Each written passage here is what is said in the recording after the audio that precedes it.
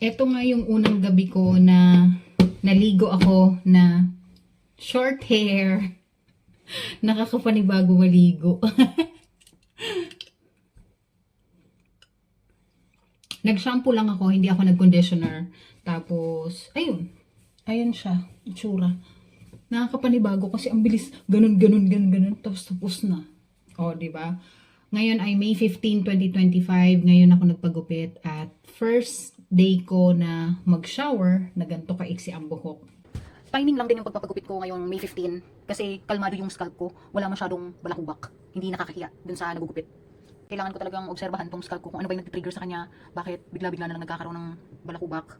Yan, ngayon wala naman akong ginawang kakaibang routine, shampoo, conditioner lang. Pero ngayon, dyan makikita dyan, oh, dyan pa lang, kitang-kita na yung parang ano, basta yung kulay puti. Yung mga flakes. Struggle ng short hair.